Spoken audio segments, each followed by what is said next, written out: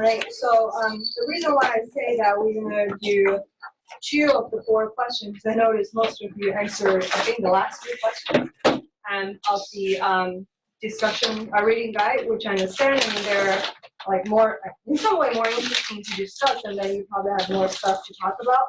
But the 4th and the 5th, I think they're important to talk about too, but I don't see much response. I'm not going to ask you to do one more response. I'm just saying we're going to do this after the break, so hopefully you can have the time to sit down, do some algebra to see that you can verify what the results that they talk about. Okay, so we're going to leave those 2 after the break, but I will take some time to talk about the question 6 and 7. Yes, 6 and 7. So this question 6 is, yeah, I'm going to just read it really quick. The author is claiming that the defining characteristic of the Gibbs sampler is that it always uses the full set of univariate conditionals to define the duration. So that's what they claim. I think we all now understand what it means to be a univariate conditional, right? You're looking at one particular variable, I should say one parameter, and then the full posterior conditional distribution, we define it to be conditional every other parameter as well as the data. Okay, so that's how we derive.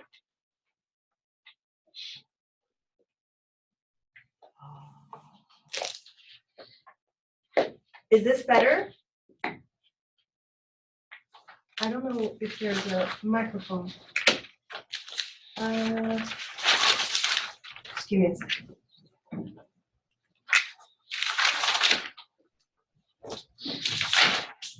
Elliot, is this better?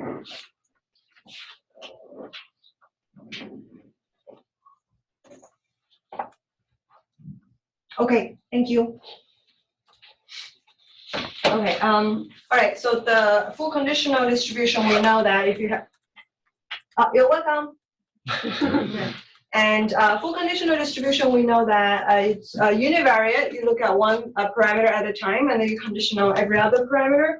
And I asked you to explain this claim by illustrating how a Gibbs sample works with k parameters. Many of you responded. And the reason, I think it's relatively straightforward. I mean, especially we actually talked about it. I mean, I set a homework exam question on that. I think most of you got it.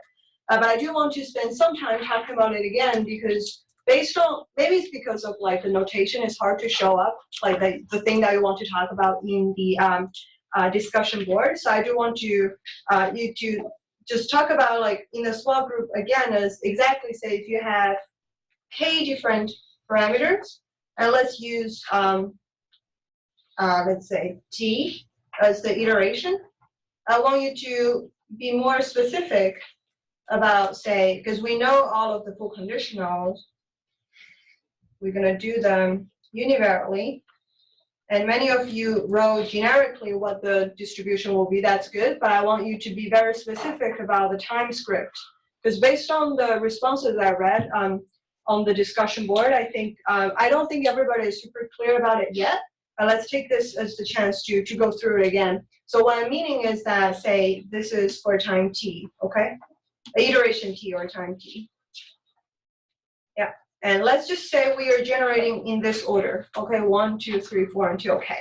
So please be specific, because later you will see that, say, when you, so I'm going to do the first one really quick. So it's the full conditional distribution, right, of theta 1, given we know that's going to be theta 2, theta 3, to theta k, and then let's just use y as theta. Okay. So I want you to be specific about those upper script as well. Because once we have more parameters, I think, because earlier we only had 2, and then it's pretty straightforward, the next.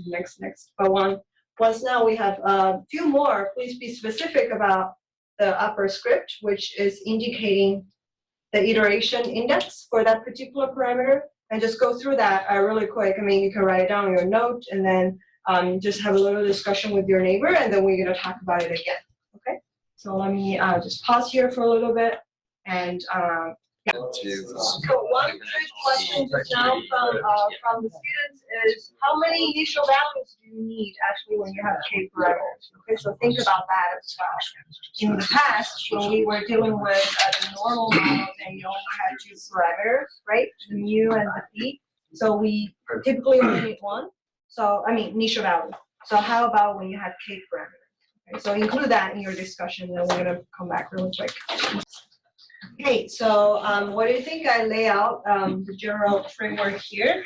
So first of all, maybe let's say, how many initial values do you need when you have k parameters?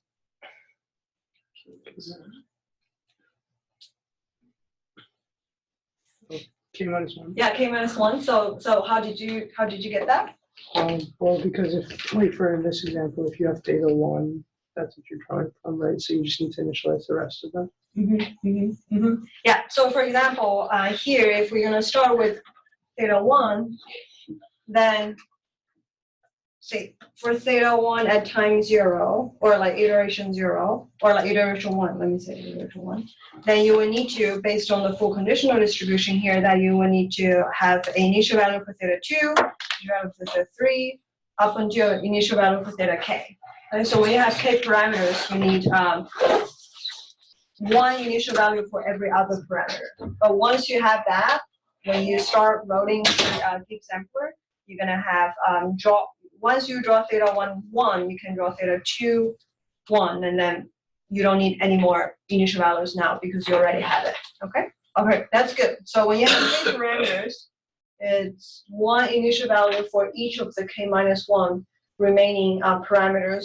And of course, you can start, I mean, in this case, you start with theta 1, but you can start, I think, arbitrarily with any parameter.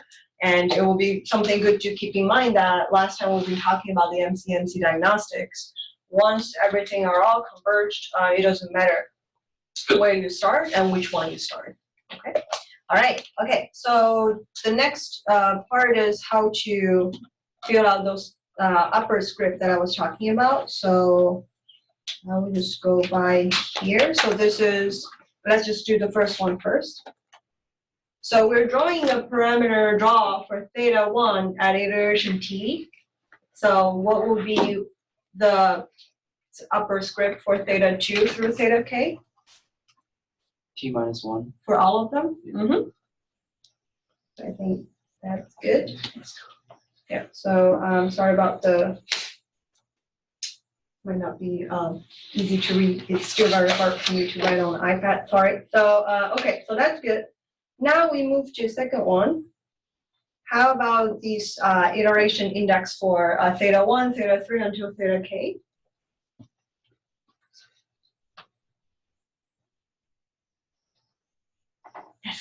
Theta 1 would be t because you already drew that one, but then 3 through k is still t minus 1. Great. Yeah. So I think, yeah, this is exactly the part that I was looking for because, again, understand, I think discussion board on Moodle might not be the easiest to have all of the notations, right? And many of you just miss the upper script altogether, just describing it in words, which is fine. But I wanted to make sure that you know that once we have the first parameter drawn at that t iteration, then you're going to use it immediately for a next parameter.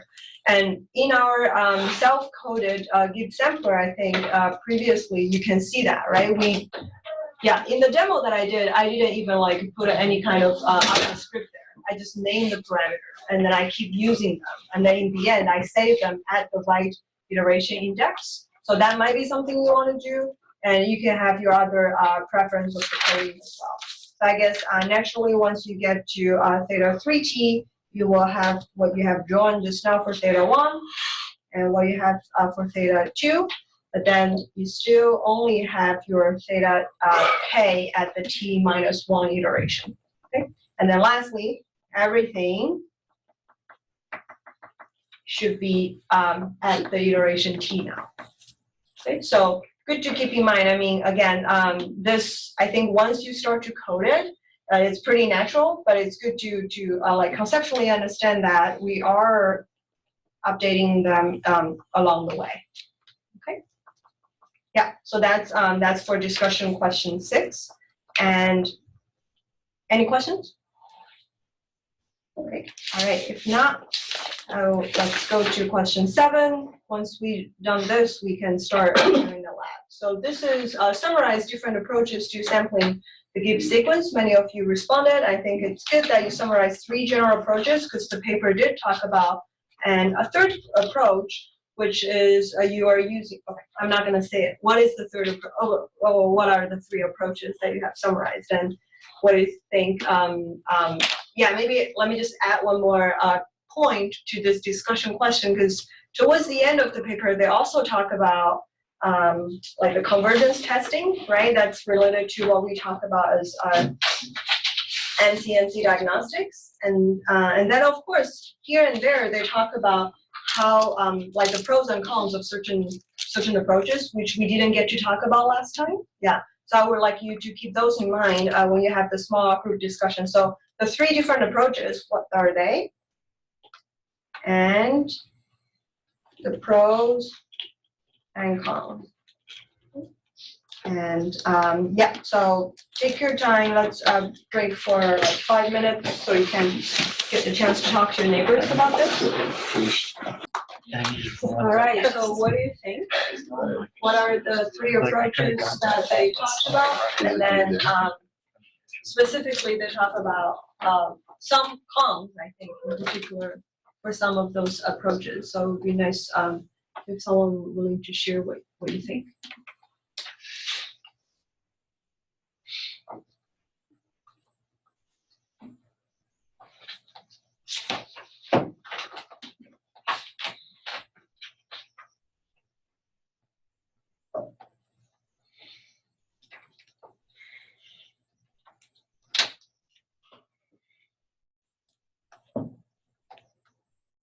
What feels weird is everything is being recorded, so it's just going to be an awkward silence. And the thing is, the watcher later will never know how long this is going to last. So anyway, someone, please.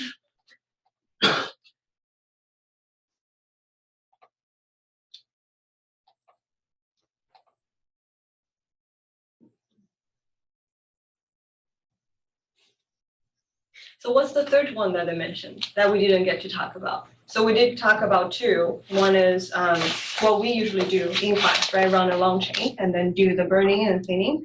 And the other one is what they, at the beginning, I mean, not this paper in particularly, but it was the original Gibbs sampler paper in 1990 that they were doing multiple chains and then only saving the last straw, right? But then this paper towards the end also mentioned the third approach, and I did hear people talking about it earlier, which is good, and also on the Google, on the Moodle discussion. So someone can quickly summarize it for us. Yeah, Tyler? It's where you take one Gibbs sampler and then you take all the values of the sequence. Mm-hmm. So you're not burning in. So you have a dependent sequence. So there's probably going to be autocorrelation. Mm-hmm. I would say pros probably in terms of like efficiency. It might also converge to the true distribution. So it could be quick. And then of course cons that you're considering those initial values. So you might not have something that's as quick to get close to your true distribution.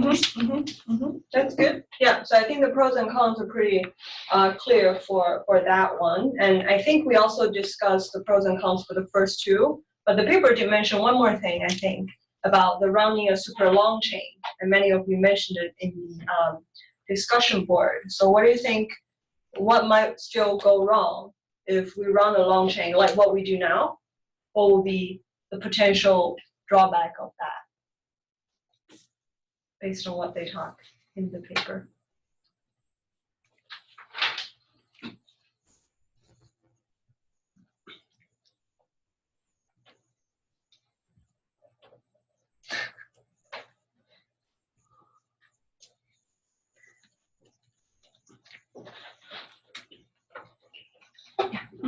Wouldn't there maybe be a lot of autocorrelation and dependence between samples if we're not throwing any out? Right. Yeah. So when you run a long chain, we definitely actually try to make sure that we do the burn-in and then do the thinning, right? So but there still might be situations where even if you do that, you don't know exactly whether it converges or not. right? Because we've been talking about MCMC diagnostics is not something that once you don't see any problem, you know it's for sure that it's no problem. It's more about that can tell you something is not working. And in the paper, they mentioned something which we haven't seen in our examples yet, probably not so much in the semester, but if you start to run more complicated Bayesian models, you might start to get very sticky chain that I talked about. And then if you only get one sticky chain, meaning that it goes, so for example, I will show you a demo like next slide. I included a couple of trace plots that I thought can explain what it is. But for now, say, if you have chains like this,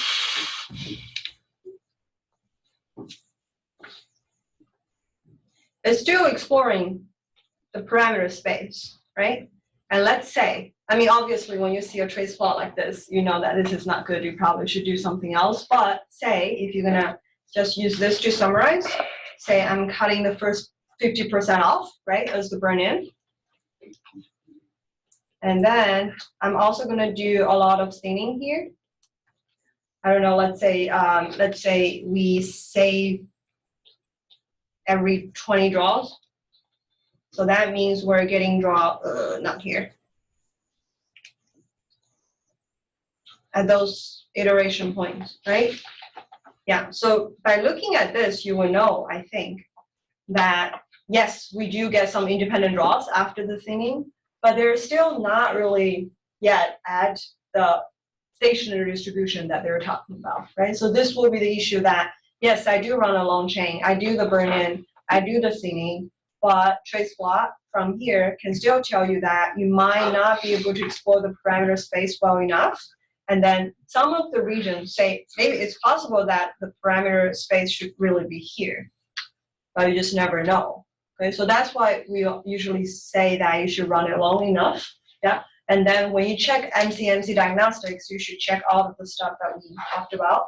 Because say here, for this case, if you don't look at the trace plot, only looking at the autocorrelation, and then what you're gonna do is I'm gonna get those draws, which are independent, but not yet at the posterior distribution for this parameter. Okay. All right, so the stuff that I mentioned that I included as the new stuff is this is something recently I'm running, and we don't have to get into the detail of the model itself, but this is the same. So the two trace plots, one, as we can see left, is really nice, right? That's the happy trace plot. This one on the right is a typical very sticky chain, okay? And I just want to say that this is, so I'm still running a normal model. It's called a mixture normal model. Remember in lab 1, we were doing some kind of Monte Carlo approximation for the mixture beta prior, right? So mixture, the idea is that I think is not only one distribution. I think the random variable comes from a multiple distribution.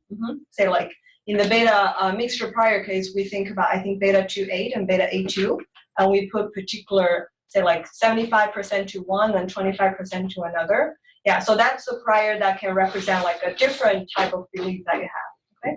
And so that's for the prior. But even for the data model, we can assume like a mixture if you have multiple possibilities and each of them. So what I'm doing here is a mixture of normal, meaning that I have multiple normal distributions that I think it's possible, and then I'm gonna have a weight from each each particular component. So we call the mixture component.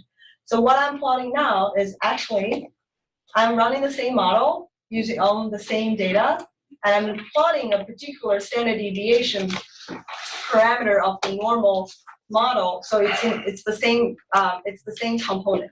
Okay, so I'm looking at everything the same, except I'm doing something slightly different.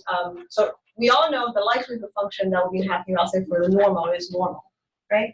But there are certain things that you can tweak. I don't think it's completely like normal that I think so. I might add something else to it. So the two plots here is same model, same data, same mixture component looking at the same thing, but I play with two different likelihood functions. Yeah, they're still normal, but I add something else to it on both of those. And then you can see you get vastly different results, right? And what's worse, on the right is not really converging. So I shouldn't rely on any kind of summarization out of this. Okay, so this is example that I thought would be interesting to share that, well, you don't really know what might happen when you run your MCMC, and then MCMC diagnostics are very important to check. Okay. All right, cool. So this is what I think we should discuss today for the paper. And I did mention that there are 2 more questions, 4 and 5. I would like you to just go back, during the break, hopefully check them out again. And you don't need to make one more post, that's okay. But I hope you will be able to like sit down to do this a little bit more to verify that those transition matrices does give you, in the end, to the posterior distribution that we're looking for. Okay, so this is question 4, and then question 5. So they talked about the bivariate case, and then the paper also extended to multivariate. And of course, once you have the multivariate case, the fixed point integral equation gets more complicated, but it's still doable. Okay, so make sure that you get better understanding of what they are. So when we come back that Tuesday after the break, we can spend, I don't know, 10 minutes, 15 minutes to discuss it before we move to the new unit. Okay. All right.